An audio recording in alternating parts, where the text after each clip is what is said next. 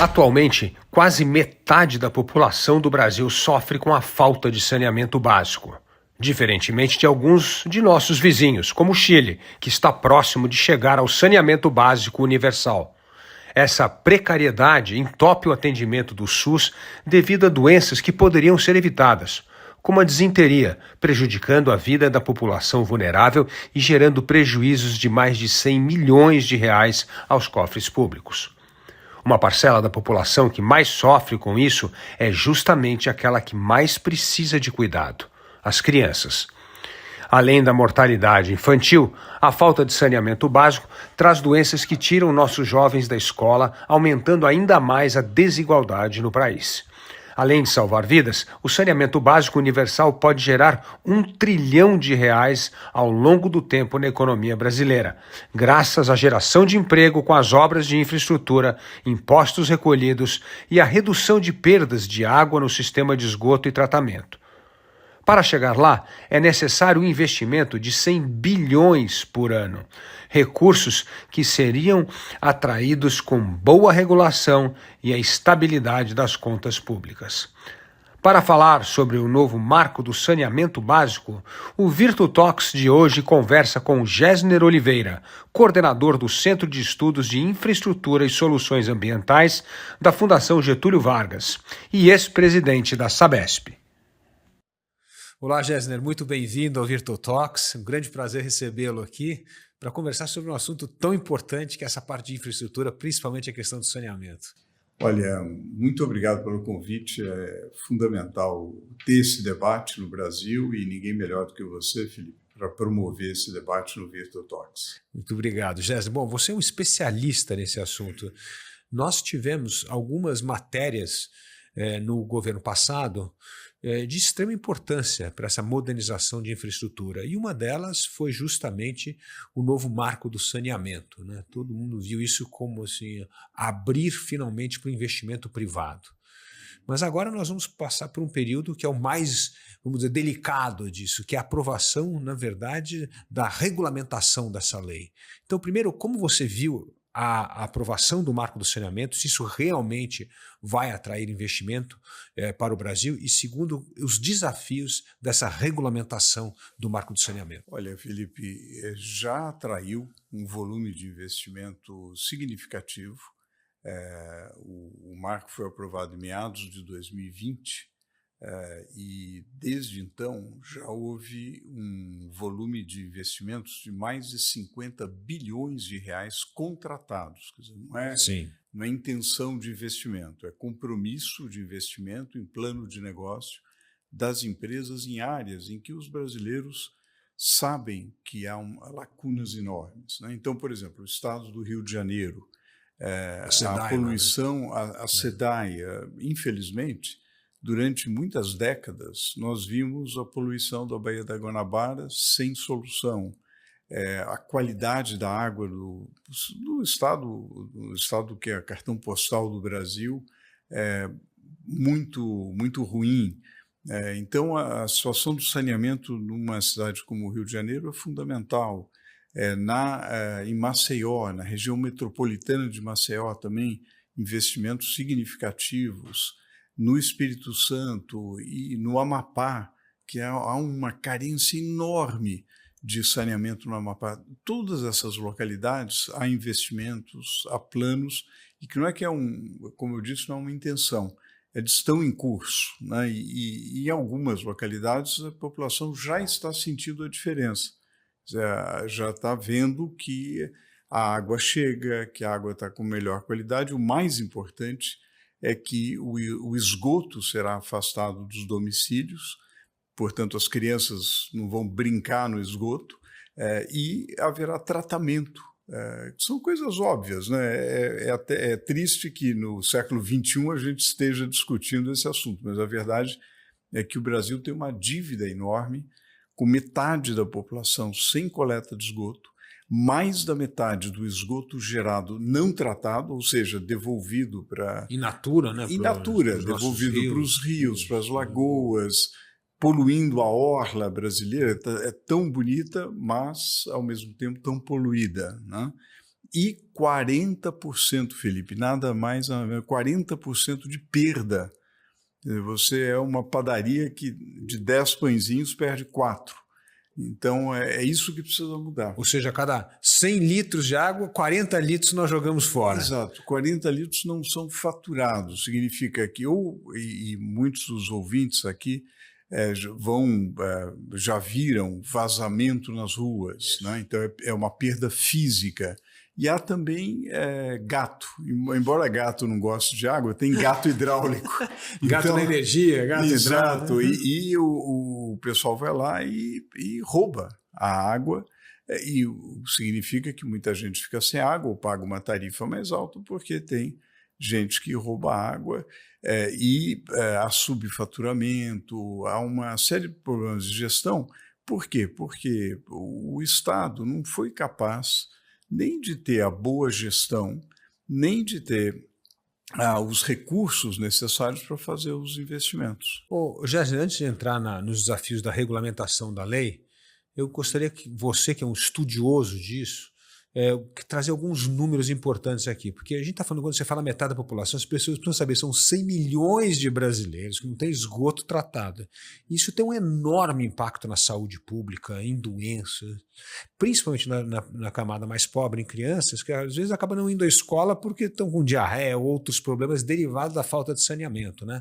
Você tem uns números para mostrar o impacto negativo social dessa ausência de saneamento? Olha, é realmente impressionante, Felipe, tanto os números para mostrar o impacto negativo quanto os benefícios da universalização, né? A agenda positiva.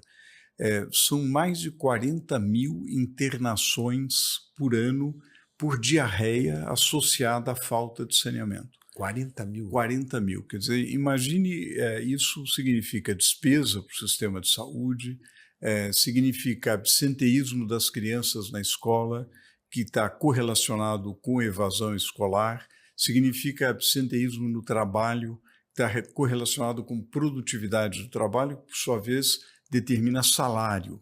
Então, veja que saúde pública, meio ambiente e renda das pessoas está associado ao saneamento. Não é por acaso que num estudo recente do Instituto Trata Brasil, um estudo feito por uma consultoria ex-ante, essa consultoria independente calculou quais seriam os benefícios da universalização do saneamento. Ou seja, você falou metade da população, mais de 100 milhões de pessoas.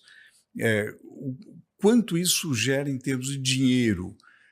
1 trilhão e 300 milhões de reais, ou seja, Nossa, algo equivalente a uma reforma da Previdência. E é o maior programa socioambiental do planeta nesse momento. Quer dizer, você prover saneamento para 100 milhões de pessoas, não tem outro programa social dessa magnitude.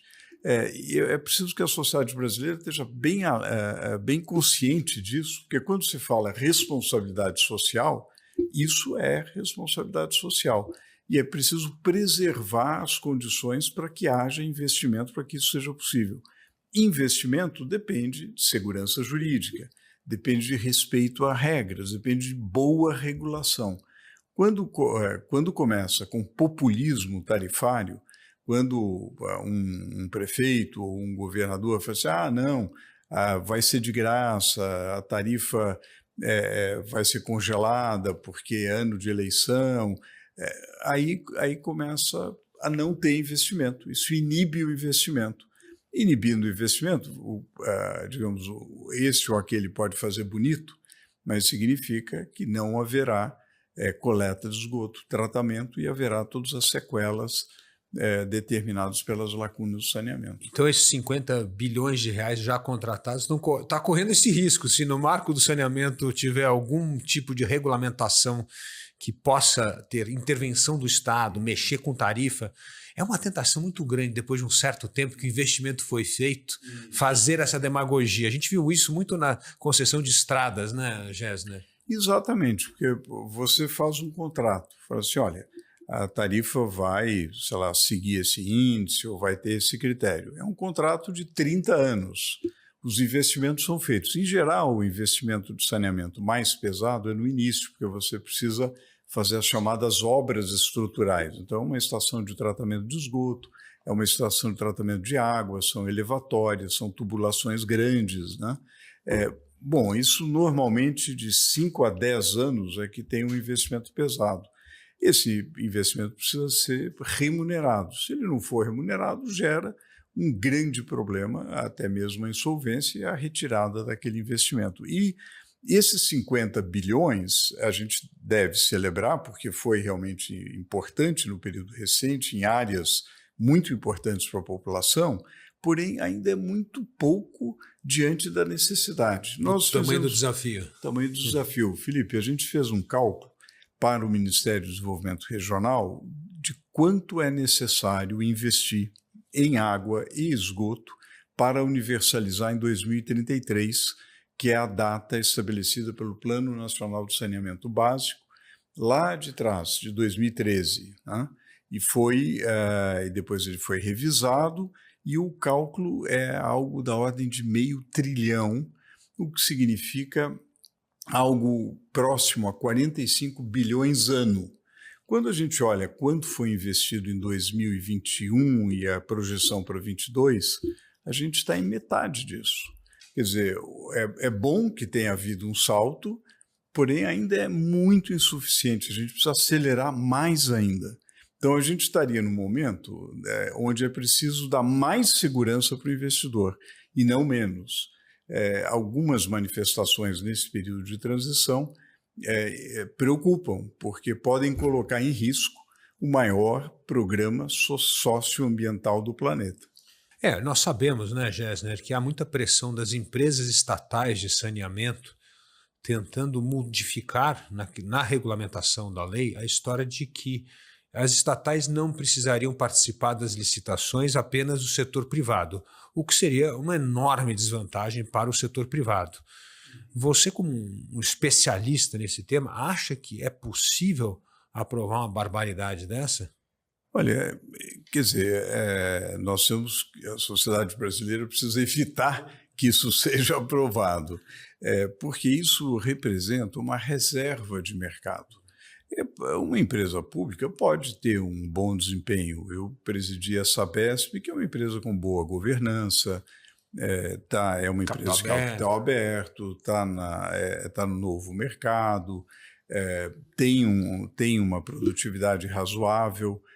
Poderia até se pensar até mesmo em privatizá-la, em avançar, enfim, mas é lícito. Isso cada governo, cada localidade vai escolher se quer ter uma empresa municipal, se quer ter uma empresa, uma autarquia, ou se quer ter uma empresa. Isso é realmente uma discussão que deve ser uma discussão muito criteriosa do ponto de vista técnico. Quer dizer, não é uma decisão ideológica, é uma decisão baseada em números, baseada em estudos técnicos. Agora, não faz o menor sentido reservar o mercado para as empresas estatais, porque, obviamente, isso dá diminui a competição pelo mercado e, consequentemente, cai a qualidade do serviço, acomoda as empresas que têm essa reserva de mercado. Então, nada melhor do que a competição. Esse é um dos ingredientes fundamentais do novo marco. O novo marco é um tripé com 3 ingredientes básicos: a competição pelo mercado, a melhora da regulação, porque nós temos muitas agências reguladoras, mais de 80, imagine, agências reguladoras, que são locais, né? Algumas estaduais, algumas regionais, chamadas consorciadas, e outras municipais. Então é preciso harmonizar, padronizar para simplificar, e a supervisão regulatória por parte da Agência Nacional de Águas e Saneamento Básico, que é a ANA, é muito importante que haja essa harmonização.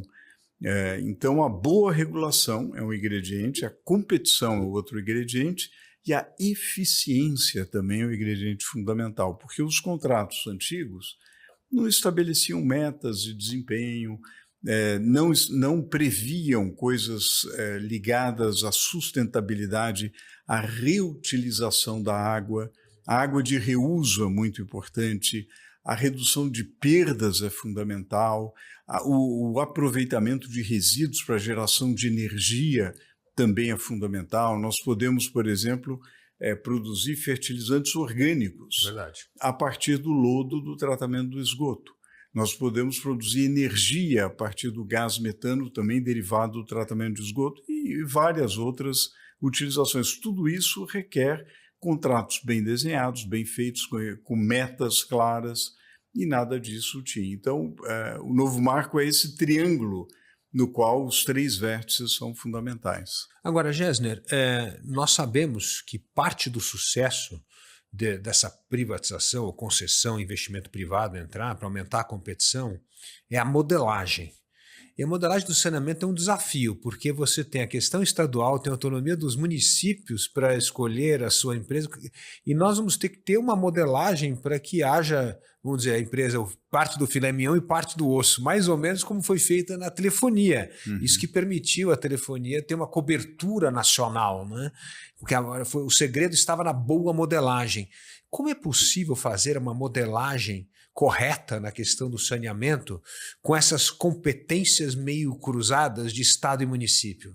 Olha, requer realmente habilidade e muito diálogo entre as várias, os entes federados, né? Aliás, no Brasil, como uma federação, isso é necessário em várias áreas. Em saneamento em particular, você apontou muito bem, como é algo muito fragmentado, porque você tem o município, tem a titularidade daquele serviço, né? Por outro lado, o Estado tem o seu plano estadual de saneamento. Muitas vezes a empresa estadual opera naquele município.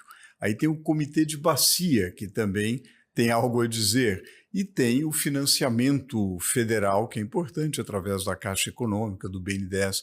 Então, a formatação deve trazer todos esses entes para a mesa e realmente fazer um modelo. Por exemplo, no Rio de Janeiro, para a concessão dos serviços da SEDAI, foi desenhado um modelo no qual você prevê quem vai ser a agência reguladora, qual vai ser o modelo de regulação. Depois você prevê também como é que, por exemplo, vai haver uma disputa através de um leilão, você vai distribuir, vai haver uma outorga, aquele recurso que os grupos econômicos pagam para ter a concessão do serviço.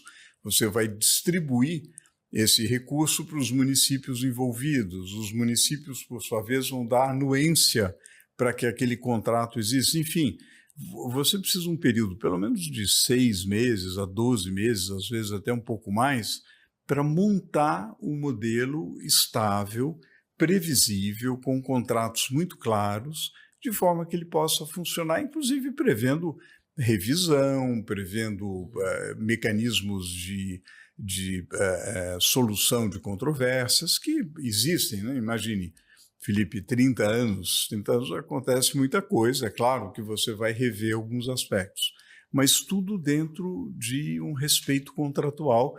É isso que vai fazer com que haja mais investimento. Agora, Gessner, quando nós falamos na universalização do saneamento básico até 2033, além deste desafio da velocidade do investimento, eu fico imaginando estados como o Pará ou Amazonas, que são enormes extensões territoriais. Como é que nós vamos viabilizar o saneamento básico em regiões tão distantes de baixa densidade populacional? É possível? Olha, é possível. Eu acho, felizmente, a nova lei do saneamento trouxe o mundo real. Porque antes havia, digamos, a Lei 11.445 de 2007, que trouxe uma série de aspectos positivos, mas ainda faltava encarar a realidade. Encarar a realidade significa justamente o que você mencionou. Olha, tem lá uma comunidade num local absolutamente distante. Como que a gente vai atingi-la?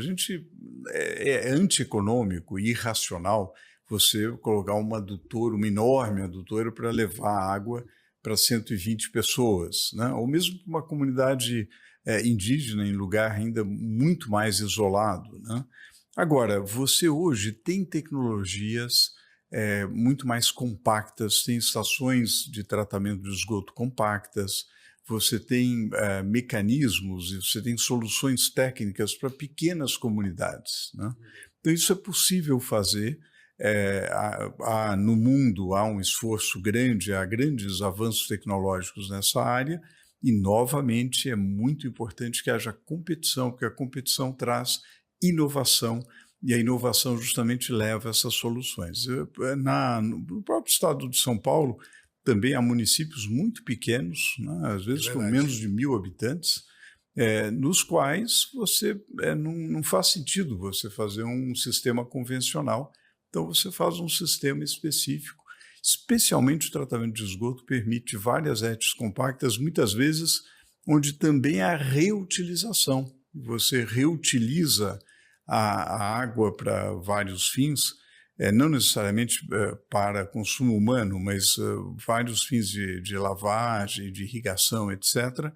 Você usa o próprio efluente do esgoto doméstico, né? Então, isso pode ser feito e a lei justamente prevê essas soluções, porque as leis anteriores eram muito mais rígidas e ou você tinha o sistema convencional ou você não tinha nada, né? Então, é bom que a gente tenha essas soluções. E nos centros urbanos também é bom que haja soluções para as comunidades, onde também é preciso uma abordagem específica. Muitas vezes você não tem uma rua. Há vários fundos de vale na região metropolitana de São Paulo, de Belo Horizonte, de Porto Alegre, de Maceió, vários fundos de vale onde, às vezes, a casa, infelizmente, está em cima do córrego, né? Então, para despoluir aquele córrego, você precisa de soluções muito específicas e, às vezes, como é o caso do programa Novo Rio Pinheiros, você faz o tratamento do próprio córrego, né? Também é uma solução de engenharia sanitária muito interessante que foi introduzida e que é prevista na legislação, porque também antes ou você fazia, ou tinha arruamento, estava tudo certo e tal, e o operador nunca podia entrar. Eu me lembro, quando estive na Sabesp, que havia comunidades onde cada vez que tinha uma enchente, tinha um problema de saúde pública enorme, e a empresa não podia entrar porque era ilegal prover uma solução. Então, aí também a nova legislação traz a realidade, o mundo real, que é um mundo onde, digamos, existe a cidade informal e ela precisa ser encarada com toda a sua complexidade. Aliás, esse é um ponto importante, né? São Paulo, parte dessa poluição do Rio Pinheiros, né, que nós tivemos por tantos anos, é fruto de ligações clandestinas, né, que era jogar o esgoto in natura, como você bem disse, né, no rio, e essa dificuldade no modelo antigo resolver essas ligações ilegais, que eram absurdas, 600, 700 ligações, era um número assim extraordinário, né? Não, é muito comum, e às vezes você tem cidades onde você tem, você verifica lá os números oficiais, 100% de tratamento. Aí você anda perto do rio e cheira mal. Fala, pô, tem alguma coisa errada aqui. Obviamente infelizmente tem a economia subterrânea e tem ligações clandestinas. E isso é preciso ser encarado de frente e felizmente a legislação atual permite uma ação muito mais eficaz contra essas ligações clandestinas. Agora, para o nosso ouvinte ter tamanho desse desafio da universalização do saneamento até 2033, o Brasil tem quase 5.800 municípios. Só que em 400 municípios, que são os maiores, mora 70% da população. Então, nós estamos falando que o desafio é gigantesco. Nós temos muitos pequenos municípios que vamos ter de ter soluções que não são necessariamente as soluções tradicionais, como você bem colocou aqui, mas um investimento mais moderno para resolver a questão dessas pequenas comunidades, que é a maioria dos municípios brasileiros, né? Exatamente. Olha, e eu estou convencido, Felipe, eu tenho certeza que você também, que isso muda a cara do país. Não dá para falar em desenvolvimento sem falar em saneamento ambiental, né? É impossível você imaginar que as pessoas possam ter um bem-estar, boa saúde, se não houver coleta, tratamento de esgoto e se o ambiente urbano não tiver devidamente tratado. Isso inclui também, muitas vezes as pessoas pensam em água e esgoto, mas inclui também o manejo de resíduos sólidos e a drenagem, né? Porque, infelizmente, grande parte das nossas cidades não tem drenagem adequada e às vezes não tem nenhuma. E nós estamos vivendo numa era de extremos climáticos. Então, muitas vezes se culpa São Pedro, fala, puxa, mais uma tragédia, uma enchente, nunca choveu tanto. Bom, primeiro, esses extremos climáticos fazem parte do nosso grande desafio da mudança climática, que precisa ser combatida também. E a falta de drenagem, uma drenagem verde, uma articulação do saneamento. Manter as áreas verdes muito. Manter as áreas verdes, a permeabilidade das cidades, manter as regiões, evitar regiões de alto risco, moradias em região de alto risco, garantir que haja um escoamento adequado da água, galerias pluviais adequadas, isso tudo garante... Loteamento ilegal em área de manancial, exatamente, que é um grande problema, e de novo o populismo, né? Porque é muito bonito você oferecer para as pessoas, olha, aqui tem uma área que pode ser ocupada, ninguém está aí. Bom, ninguém está aí porque é uma área de preservação e que é uma área necessária de defesa do manancial, que é a vida do centro urbano, que é o abastecimento para as pessoas, né? E muitas vezes isso é atropelado pelo populismo e uma ocupação desordenada do solo urbano. E falando em populismo, quais outros temores te preocupam nessa história da regulamentação do marco do saneamento? Nós falamos aqui há pouco das empresas estatais não terem de participar de licitação e fazer uma regra igual para todos. Quais outros temores que você... Olha, houve um dos decretos importantes do marco do saneamento, que são decretos regulamentadores, foi estabelecer a capacidade econômico-financeira das empresas que operam em saneamento, com a seguinte questão: olha, para você ser um operador de saneamento, se você quer fornecer água e esgotamento sanitário para a população, você precisa investir. Para investir, você precisa ter caixa, você precisa ter recursos. E o que o decreto estabelece, alguns indicadores financeiros que as empresas precisam atender para que elas possam operar. Muitas empresas não conseguiram atender a esses indicadores. Isso, em termos de número de municípios, nós estamos falando de algo como aproximadamente 1.200 municípios. Poxa. É muita coisa, né? Muita coisa. São muitos municípios onde os operadores não têm condições de prover os serviços. Ora, diante da situação, qual que é a determinação? Que ou bem haja uma reforma desses operadores, quer dizer, haja o aporte de capital, ou uma racionalização das atividades, enfim, eles têm que dar um jeito de poder fazer aquilo que é o objeto social deles.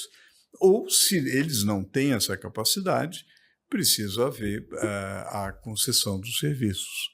É algo absolutamente razoável. Você está dizendo o seguinte: olha, tem uma grande parcela da população brasileira que precisa ter um serviço básico, ou ele será fornecido por essas empresas reformadas, ou será oferecido pelo setor privado. É disso que se trata.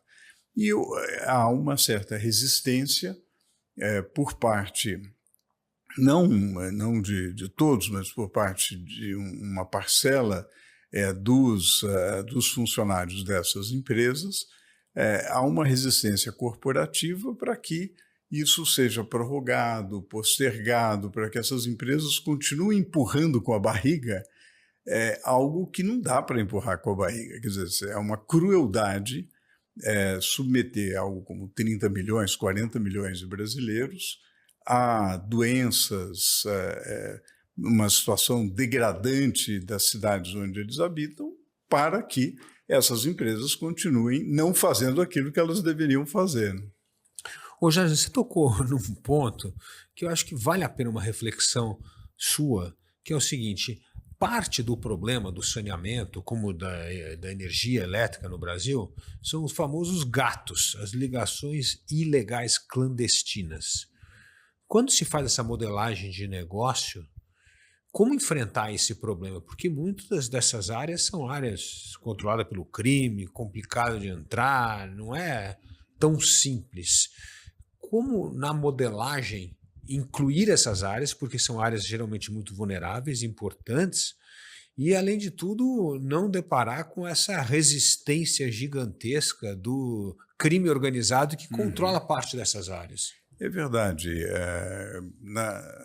A verdade é que em algumas áreas, realmente o crime organizado é o provedor da água, né? E vende água muito mais cara, quer dizer, o litro que se paga em algumas comunidades é muito mais caro do que nos bairros ricos. Por quê? Porque, na verdade, alguém controla, alguém rouba a água e revende essa água e tem o total controle daquela região.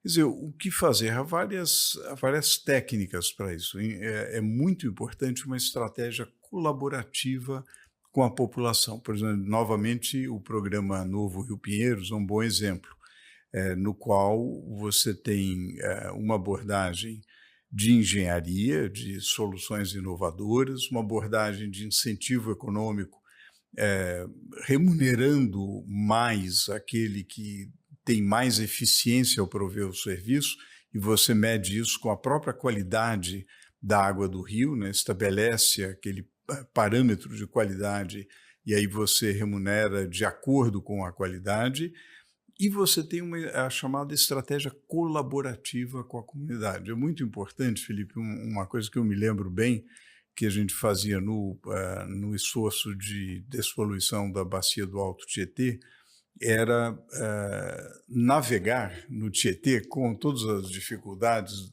associadas a isso. Ainda não dá para navegar, mas a gente ia num barco com as lideranças comunitárias e lembrando a eles os vários córregos que, infelizmente, o morador da região metropolitana de São Paulo foi esquecendo dos córregos. Muitos foram aterrados, né? E você não se lembra mais que a região metropolitana de São Paulo é maravilhosa, cheia de córregos, né?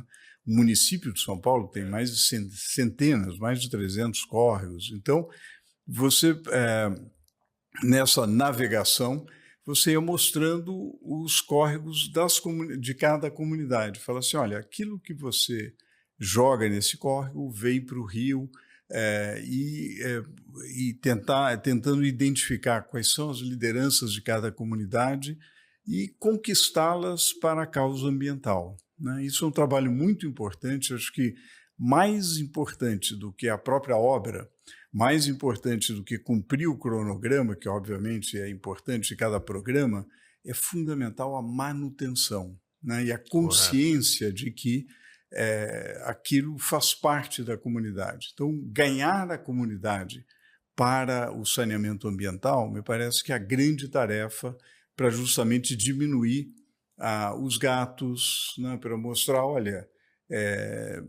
você precisa ter uma ligação legal, né? Isso, você sabe, Felipe, que muita gente se orgulha disso. Eu me lembro de uma comunidade na qual, quando cada domicílio, né, com todas as dificuldades são domicílios pobres, precários, etc., mas que começaram a ter o seu registro, Sim. A sua conta de água, com tarifa social, de um orgulho. Pô, eu sou cidadão, eu recebo água.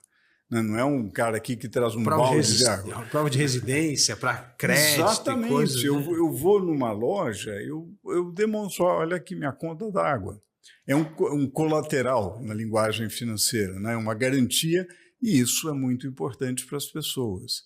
E as pessoas dão valor a isso. Então, há estratégias, claro que exige muito investimento, esforço, muito boa gestão, para realmente reduzir a inadimplência. E é possível. assim, reduzir o furto de água. As experiências em energia elétrica são bem-sucedidas, há várias, em água também. A população quer pagar. Né? A população... Não, mas o serviço é bom, água tratada. É bom, claro, água tratada o cara paga. Né? É claro, numa comunidade pobre, você vai ter uma tarifa social, Sim. Não tem problema, mas é factível. Né? E ao fazer isso, você reduz também a criminalidade, você vai ganhando, reconquistando aquele espaço que, infelizmente, foi perdido pelo Estado para o crime e obviamente, acaba ficando um espaço degradado. Né? Ô Gessner, você é autor de um livro importante também sobre a questão ambiental, que eu gostei muito, aprendi muito. Que bom, a gente fica lisonjeado. Com seus números e reflexões. Como você vê essa agenda do saneamento contribuindo para essa agenda ambiental que é tão importante para o Brasil, né? O Brasil tem chance de ser a primeira grande economia do mundo a atingir esse carbono zero que nós falamos, né? Como você vê a questão do meio ambiente ajudando essa agenda ambiental que você tratou tão bem no seu livro?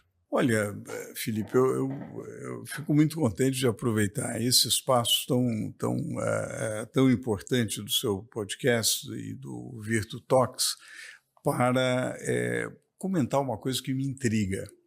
Eu não sei por que o saneamento é uma espécie de primo pobre da questão ambiental. Seria, porque, afinal de contas, é o planeta, a água, a questão ambiental é obviamente importante para o meio ambiente.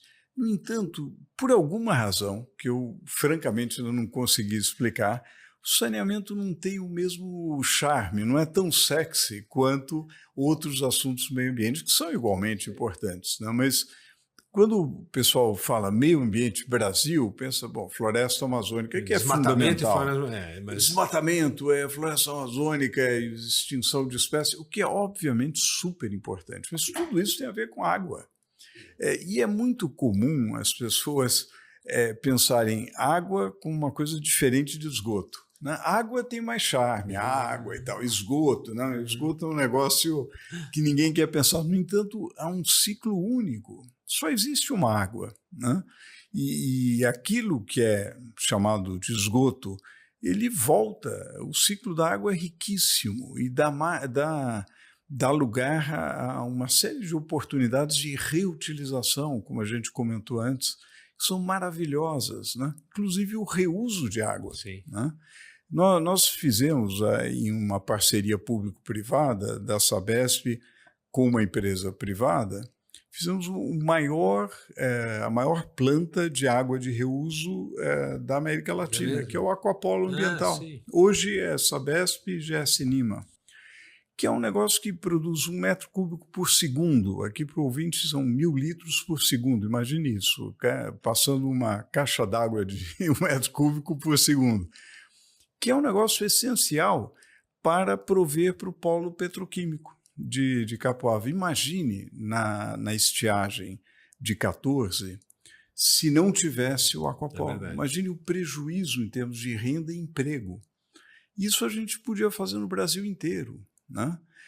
Então, o saneamento ele se confunde e está no centro da agenda do meio ambiente. Então, eu vejo assim, muitas vezes, até nas nossas delegações, nas COPs, etc., a água não tem, ou o saneamento não tem o espaço que precisaria ter. O protagonismo que precisa. O protagonismo que precisa. Né? Porque eu acho que, inclusive, a gente deve celebrar o fato do Brasil estar fazendo o maior programa socioambiental do planeta. É curioso isso, porque eu vi que as duas correntes políticas que se engalfinharam nas eleições e tal, você foi o protagonista aí participou de tudo, eu vi assim, de um lado, o governo Bolsonaro nunca fez muita propaganda do maior programa socioambiental do planeta. E, por outro lado, eu vejo o governo eleito querendo e resistindo a implementar o maior programa socioambiental do planeta. Eu realmente fico intrigado com isso e acho que a gente deveria, nada melhor do que esse podcast aqui, para a gente pensar mais a respeito e valorizar uma coisa que é do Brasil, não é dessa ou daquela corrente. Né? E é fundamental, porque água é a grande commodity do século XXI. Né? Nós vamos ter muitas guerras e brigas por causa de água. E nós temos, graças a Deus, uma riqueza tão grande de água. Então nós precisamos tratar bem Claro. desta commodity, desse patrimônio que nós temos no Brasil. Né? Não, sem dúvida. Na verdade, se o século XX foi o século do petróleo, certamente o XXI é da água, não há dúvida.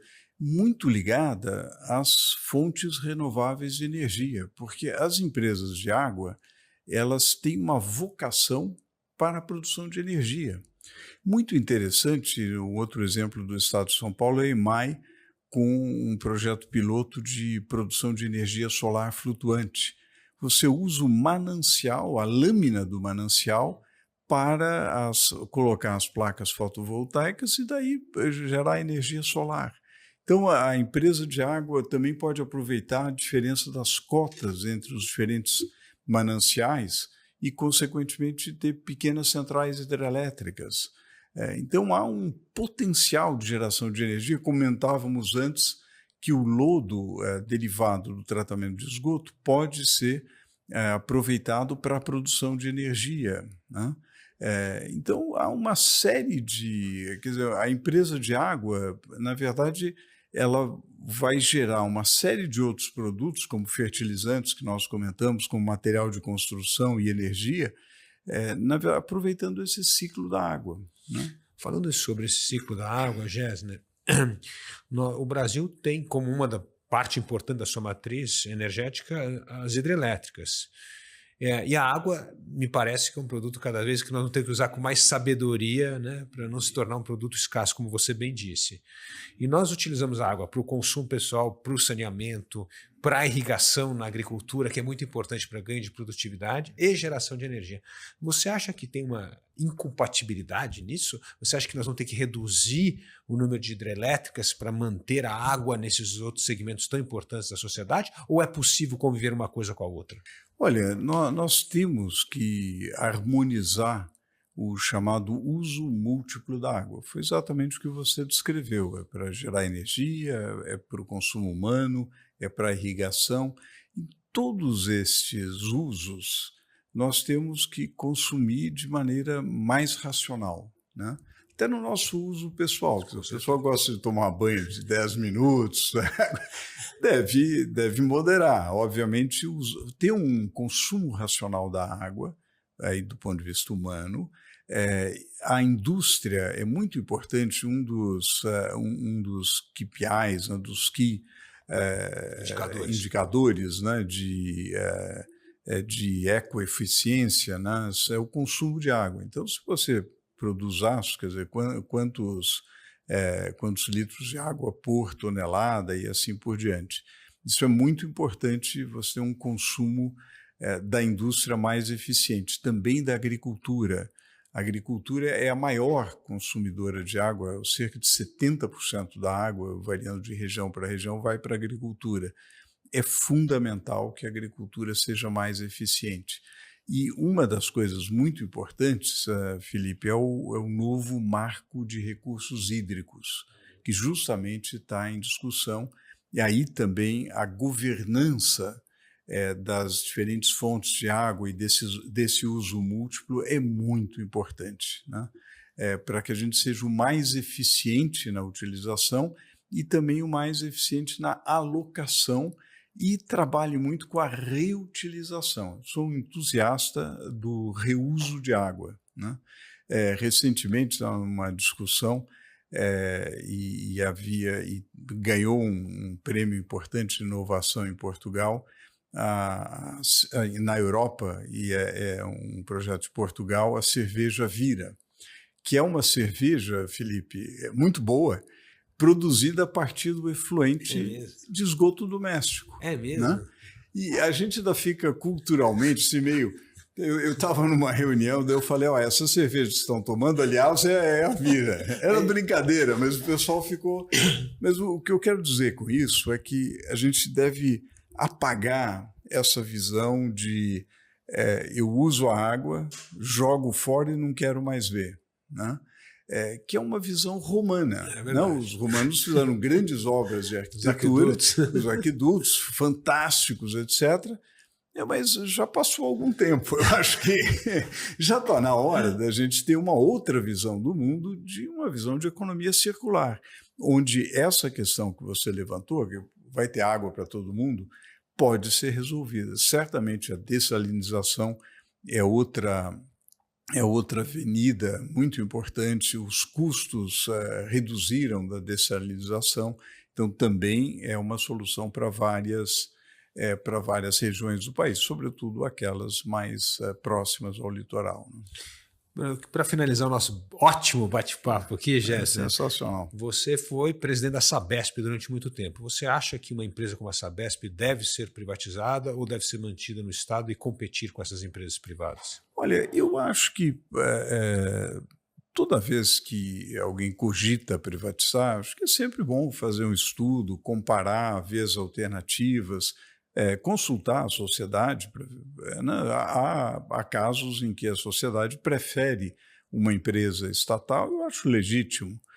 Em geral, eu acho que o setor privado é mais eficiente na gestão de empresas, né? Para começar, porque a Sabesp tem um ótimo padrão de governança, mas mesmo assim ela está sujeita aos ciclos políticos, né? Então, a cada 4 anos, há uma mudança da empresa em função de eleições. Isso é absolutamente legítimo. Será que será que para a gestão de uma empresa é bom haver tanta oscilação? Acho que não. Acho que o setor privado pode fazer isso, pode acelerar o investimento. O Sabesp tem feito um trabalho extraordinário, tem um corpo técnico fantástico, mas acho que o investimento privado pode acelerar muito isso e levar a Sabesp não só a ser uma boa empresa no estado de São Paulo, mas uma empresa na América Latina e, por que não, em outros continentes, porque nós entendemos, Felipe, muito mais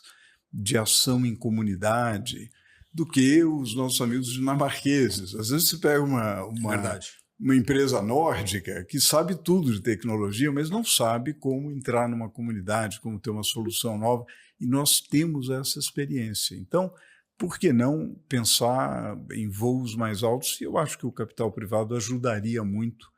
Acho que a privatização é um bom caminho. Muito obrigado, Gessner. Que bate-papo ótimo. Aprendi muito hoje sobre esse nosso grande potencial socioambiental aqui com a questão do saneamento. E tenho certeza que os nossos ouvintes também aprenderam bastante. E vamos torcer para que esse novo marco do saneamento ajude a trazer esse investimento gigantesco que nós precisamos para atingir essa meta importantíssima em 2033 de universalização do saneamento básico e resolver uma dívida social e ambiental que nós temos com as gerações. Não, sem dúvida, Felipe. Olha, muito obrigado pela oportunidade e, como cidadão, muito obrigado pela sua atuação incessante de levar os grandes temas nacionais. E eu acho que a gente tem uma negligência histórica com o saneamento desde os tempos coloniais e está na hora de resolver isso. Muitíssimo obrigado. Obrigado a você, Gessner.